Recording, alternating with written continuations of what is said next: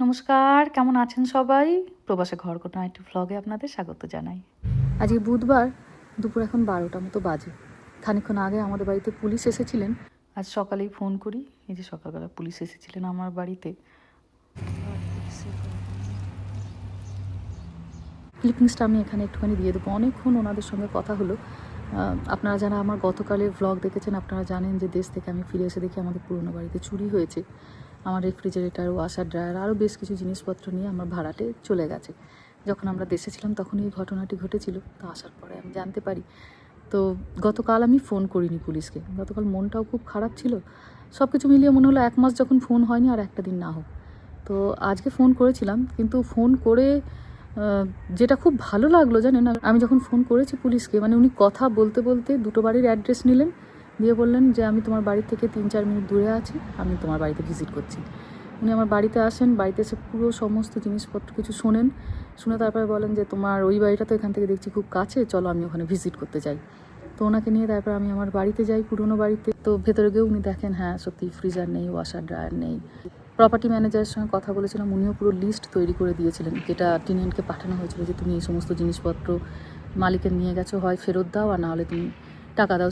সেই লেটারটারও একটা মেল করেছিল প্রপার্টি ম্যানেজার আমাদেরকে, সেটাও ওনাকে দেখাই, নোটিশগুলো ওনাকে দেখাই। তো তখন উনি বুঝতে পারেন হ্যাঁ এটা একদম রিয়েল ঘটনা। তো তারপরে উনি কমপ্লেন নেন, আমাদেরকে রিপোর্ট নাম্বার দেন।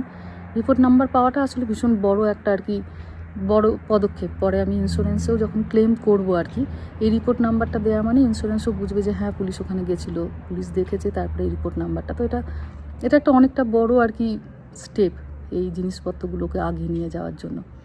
তো এখন মনটা অনেকটা হালকা লাগছে। কালকে থেকে মনটা অসম্ভব আসলে খারাপ ছিল, যে আমি ভেবে উঠতে পারি না যে আমরা এই দেশে প্রায় ধরুন 10 বছর মতো আছে, এইরকম ঘটনা আমার সঙ্গেই প্রথমবার। এত আমাদের জিনিসপত্র অনলাইনে আসে, যখন আমরা বেড়াতে যাই তখন হয়তো কিছু ডেলিভারি এসছে, 3 দিন 4 দিন বাইরে পড়ে আছে, কেউ হাত দিয়ে দেখে না। জিনিসপত্র হয়তো রাতে ডেলিভারি দিয়েছে, সকালবেলা উঠে খুলছি, কেউ হাত দিয়ে দেখে না। মানে পুরো যাকে বলে যে এরকম যে হতে পারে, মানে আমার ধারণার মধ্যেই ছিল না যে এরকম আবার কেউ নিয়ে চলে যায় বলেছে। সে আমার প্রপার্টি ম্যানেজারও মানিককে বলেছে যে আমার 15 বছরের কেরিয়ারে এরকম কখনো হয়নি। মানে এখানে জানেন তো লোকজন এত জিনিসপত্র ফ্রিতেও দিয়ে দেয়। আপনি যদি আপনার গাড়িটাকে নিয়ে 10-15 মাইল ঘুরে আসেন, আপনার মোটামুটি ঘর সাজানোর জিনিসপত্র পেয়ে যাবেন। রাস্তায় কোথাও দেখবেন সোফা রাখা আছে, লেখা আছে ফ্রি। কোথাও দেখবেন আপনি ডাইনিং টেবিল রাখা আছে ফ্রি, চেয়ার রাখা আছে ফ্রি, টি টেবিল রাখা আছে ফ্রি, কোথাও খাট রাখা আছে খুলে টুলে সব কিছু ফ্রি। মানে চুরির দরকার পড়ে না, আপনি একটু ঘুরলেই প্রচুর জিনিস এখানে রাস্তাঘাটেই আপনি ফ্রি পেয়ে যাবেন। কোথাও হয়তো ওভেন খুলেই রাখা আছে ফ্রি, নিয়ে যাও ব্যবহার করো, সব ভালো আছে। আপনি যদি ফেসবুকের মার্কেট প্লেসে যান, লোকজন হয়তো রেনোভেট করছে, তার পুরনো জিনিসপত্র দিয়ে দেয় ফ্রি। কারণ এখানে জাঙ্ক রিমুভাল করতেও আপনার একটা ভালো রকম খরচ থাকে, যে সেই জিনিসপত্রগুলোকে ফেলবে, পুরনোগুলোকে নতুন জিনিসপত্র দিয়ে হয়তো সে সাজাবে, সে পুরনো জিনিস ফেলতেও প্রচুর টাকা লাগে। তার থেকে কেউ নিয়ে যাক, ব্যবহার করুক। তো ওটাই মনে হচ্ছিলো যে এখানে চুরির কি দরকার পড়ে। তো যাই হোক, হয়েছে যখন হয়েছে, তো পুলিশ এই যে রিপোর্টও সমস্ত কিছু করা হলো, এটা একটা বড় স্টেপ। রিপোর্ট নাম্বারটাও পাওয়া গেছে, এবার দেখা যাক কী হয় না হয়। মানে যে নিয়েছে আর কি, তাদের সাহসও প্রচণ্ড বেশি। যখন কোনো বাড়ি ধরুন আপনি মার্কেটে দেবেন, যে এই বাড়িটা এবার ভাড়ায় দেবেন, যে ভাড়াটা আসবে তার সমস্ত ডিটেলস হয় আপনার বাড়িওয়ালার কাছে, আর না হলে প্রপার্টি ম্যানেজারের কাছে রাখতে হয়। সমস্ত রকমের তার ডিটেলস থাকে, যে এরকম আমি চুরি করে নিয়ে গেলে আমার ডিটেলস দিয়ে যে ইজিলি আমাকে পুলিশ ধরে ফেলবে, সেই ভয়টাও কিন্তু এরা পায় না। মানে নেহাত আমাদেরকে আমার প্রতিবেশী মানিককে মেসেজ করে বলে আমরা মানে সেই মুহূর্তে জানতে পারি যে এরকম একটা ঘটনা ঘটছে বলে। এদেশে না হলে এটা তো খুবই রেয়ার, মানে প্রতিবেশীরা প্রতিবেশীদের চেনেই না। কিন্তু আমি ওই বাড়িটাতে 6 বছর ছিলাম, গোটাটা আমার ইন্ডিয়ান কমিউনিটি, কথাবার্তা সমস্ত কিছু ছিল বলে তারা জানিয়েছে। তাদের প্রতি মানে আমি গ্রেটফুল, কৃতজ্ঞ, সেই জন্য আমরা তৎক্ষণাৎ জানতে পেরেছি।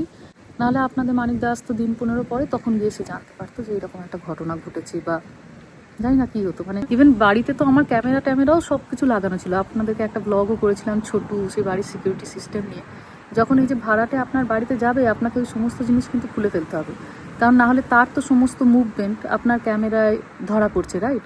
তো সেটা তার সিকিউরিটিতে একটা বাধা। তো সেরকম আপনি কিছু রাখতে পারবেন না। তাই ভাড়াতে দেওয়ার আগে আপনাকে আপনার বাড়ি থেকে সমস্ত কিছু সিকিউরিটি জিনিসপত্র আপনার নামে যা আছে, হয় অ্যাকাউন্ট বন্ধ করতে হবে, না হলে আপনাকে খুলিয়ে দিতে হবে। ওই জন্য আমরা জানতেও পারিনি। এই বাড়িতে আসার পরে যেমন আবার নতুন করে আমাদের ক্যামেরা সমস্ত কিছু লাগাতে হয়েছে, কিন্তু ওই বাড়িতে আমাদেরকে খুলিয়ে দিতে হয়েছিল। মানে স্টপ করে দিতে হয়েছিল অ্যাকাউন্টটা, যাতে তার মুভমেন্ট বলুন, সে কোথায় আসছে যাচ্ছে সেইগুলো আমি যেন মানে সেটা আমার জানার কথাও নয় আর কি, কারণ সে বাড়িটা ভাড়া নিয়েছে, সে স্বাধীনভাবে থাকবে, তো ওই জন্য আরও জানা যায়নি। এরকম ঘটনা সচরাচর হয় না, জানেন। ওই অনেকে বলছিলেন যে তোমার এখন 1 বছর সময়টা খারাপ যাবে, খারাপ সময়ের মধ্যে দিয়ে আর কি হয়তো যাওয়া, সেটাই একটা ঘটলো।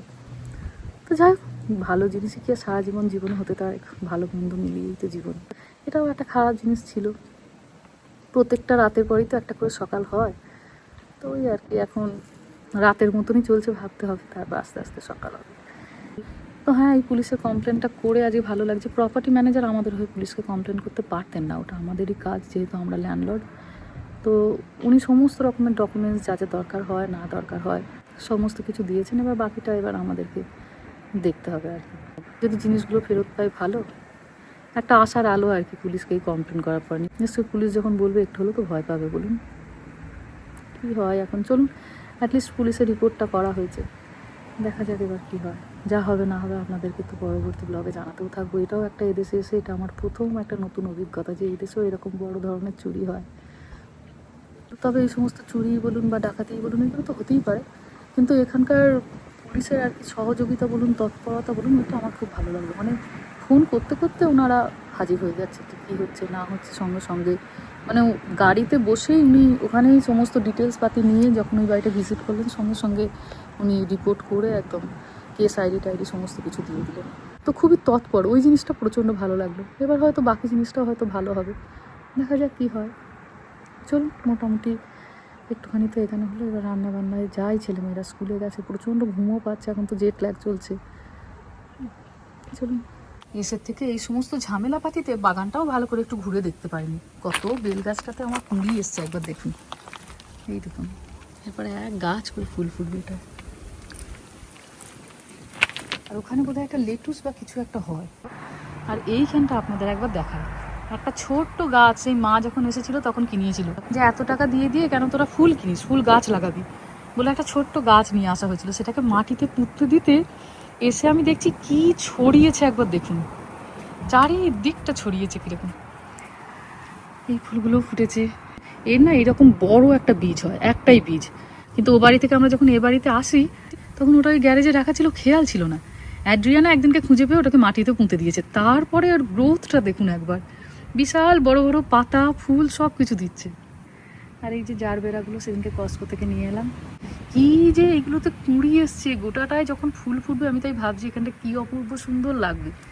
এই যে এখানে দেখছেন, এইখানে একটা রেস্ট বেড, আর ওই যে ওখানে একটা রেস্ট বেড, সবজিপাতির খোসা দিয়ে ওকে চাপা দিয়েছি। তো এই দুটোকে আমি ভাবছি ফুল করে দেবো গোটাটা, বাগানের বাকিটা ফল থাক আর এই দুটোতে ফুল থাকবে, তাহলে বেরালেই বা ব্যাকইয়ার্ড থেকে ঢুকলেই, ও মা কি সুন্দর আবার একটা পাখি এসছে দেখো, এ দেখে দেখে চিনে গেছে, এটার ভয় ডর নেই। আবার লুকিয়ে গেল, পোকাকে এসেছে, থাকে খা, চলুন চলতে। গতকাল রাতেই যে একটু চিকেন বা একটুখানি মাছ বার করে রাখবো সেটা একদম খেয়ালই ছিল না। রাত্রিবেলায় বার করে দিলে সকালবেলার দিকে সুন্দর বরফটা গলে যায়, রান্না করতে সুবিধা।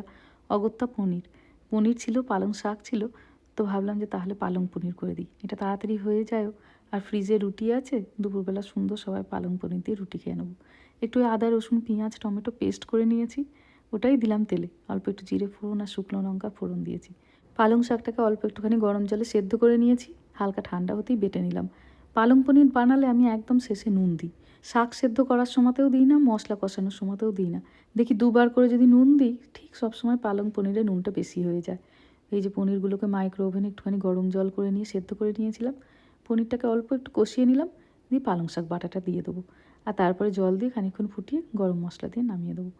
মেহা আর আমার দুজনেরই শুরু হয়েছে পরীক্ষা, স্কুলও একদম শেষের মুখে, আর মাঝখানের স্কুল, তারপরে শুরু হয়ে যাবে গরমের ছুটি। রামার তো নিচু ক্লাস, খুব বেশি ওর সাবজেক্ট নেই, কিন্তু মেহার অনেকগুলো সাবজেক্ট, বেচারির একটা না একটা পরীক্ষা সারা বছর ধরেই লেগে থাকে। তাড়াতাড়ির মধ্যেই পালং পনিরটি আমার ভারী পছন্দের রেসিপি, খুব তাড়াতাড়ি হয়েও যায়, আর ছোট থেকে বড় বাড়িতে সবাই খুশি মনে খেয়েও নেয়। হয়ে গেছে, চলুন। My new ice cream fridge. বুঝুন, এইটা হচ্ছে কি ওর আইসক্রিম, যেহেতু আর ফ্রিজে আইসক্রিম নেই, সেই যে লেবুর বলগুলো বানিয়ে রেখেছিলাম সেইগুলো খাচ্ছে। কি করে খাস এগুলো, টক লাগে না? রে ভাই রে, ওটাকে মুখে পুড়ে দিয়ে আবার কামড়াচ্ছে।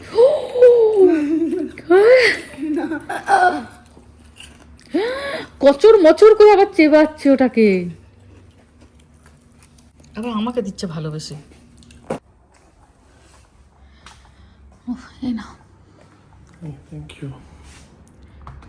সরি আজকে ভাত হয়নি, আজ রুটি। রুটি পালং মানে দারুণ হয়েছে দেখতে, ভালো খাবার তো। হ্যাঁ আজকে ভাত করার সময় ছিল না আজকে, এই জন্য তাড়াহুড়ো করে একটু পালং পনির করে নিলাম, ফ্রিজে রুটি ছিল। ব্যাস দারুণ খাবার। শুয়ে পড়েছিল নাকি একটু? এই শোবো কি, আজ পুলিশ এসেছিল বাড়িতে, পুলিশ কেন? আমি ফোন করেছিলাম সকালে, কমপ্লেন করতে হবে না? ওকে, কি বলছে? কি প্রম্পট এখানকার পুলিশ জানো, মানে ফোন করতে করতে আমাকে বললো যে আমি তোমার বাড়ি থেকে 5 মিনিট দূরে আছি, আমি এক্ষুনি আসছি। 5 মিনিটের মধ্যে, মানে ফোন রাখলাম দরজায় নক করছে। ভালো। কোন বাড়িতে এসেছিল? এখানে? না এইখানে, এখানে আচ্ছা। দিয়ে এখানে এসে পুরোটা শুনলো, শোনার পরে বললো তার মানে দুটো গাফিলতি, মানে একটা হচ্ছে কি লিজ ব্রেক করেছে, মানে জানায়নি, আর তারপর বেডরুমে দরজার লক ভেঙেছে, প্লাস জিনিসপত্র স্টিল করেছে। দিয়ে তারপর বললো যে তোমার এই বাড়িটার সেকেন্ড বাড়ির অ্যাড্রেস তো খুব কাছাকাছি, আমি স্পট ভিজিট করবো। দিয়ে আবার ওই বাড়িতে নিয়ে গেলাম, হুম দিয়ে ওই বাড়িতে গিয়ে সমস্ত কিছু দেখলো। আর খুব ভালো হয়েছিল, প্রপার্টি ম্যানেজারের ওই যে তোমার দুটো ওই যে ইয়ে ছিল না, কি বলো, নোটিশ, হুম নোটিশ দুটোও তো কাউন্টারের উপর রাখা ছিল, ওই দুটোও চোখের সামনে থাকতে ওনাকে দেখালাম। তারপর প্রপার্টি ম্যানেজার যে ওরা ছেড়ে যাবার পরে ওদের সঙ্গে যে কমিউনিকেট করার চেষ্টা করেছে বা কিছু, তো সেটা দেখালাম। তো সব কিছু দেখে টেকে তো খুব ভালো হলো। দিয়ে আমার আইডেন্টিটি প্রুফ নিল, ওই টিনেন্টে তোমার ফোন নাম্বার, আইডেন্টিটি প্রুফ সব কিছু নিয়ে তোমার কেস হলো, কেস না রিপোর্ট হলো।